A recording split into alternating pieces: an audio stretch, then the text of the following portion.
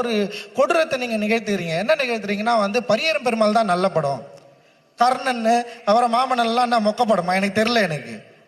எனக்கு பரியேறும் பெருமாள் ரொம்ப சூப்பரான படம். அதுக்கப்புறம் எனக்கு வாழை தான் பிடிக்கும். ஏன் அப்ப கர்ணன் ஏன் உனக்கு பிடிக்கல? ஏன்னா அவன் திருப்பி அடிக்கிறான். திருப்பி அடிச்சா உனக்கு பிடிக்காதா? ஏன் திருப்பி அடிக்கிறான்? என்ன பிரச்சனை அங்க நடந்துட்டு இருக்கு? ஏன் அவன் வாய்ஸ் வந்து ரைஸ் பண்றான்?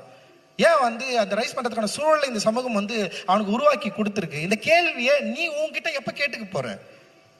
ஸோ அந்த கேள்விக்கான பதிலை நீ தேடாமலே வந்து உனக்கு ரொம்ப ப்ரிவிலேஜா, ரொம்ப சொஃபஸ்டிகேட்டடா உன்னை வந்து துன்புறுத்தாம உன் நெஞ்சு அப்படியே வருடி, ஓகே நீ வந்து என்னை இப்படி கொடுமைப்பட்டிருக்கிற, அதனால நான் இவ்வளோ கவலைப்படுறேன் அப்படின்றத நான் வந்து உனக்கு சொல்றது மூலமா நீ ஓகே சூப்பர்ப்பா, இது நல்லா இருக்குப்பா அப்படின்ற ஒரு கம்ஃபர்ட் ஜோன்லயே நான் படம் எடுக்கணுமா அப்படின்றது தான் இங்க ரொம்ப முக்கியமான கேள்வியா இருக்கு.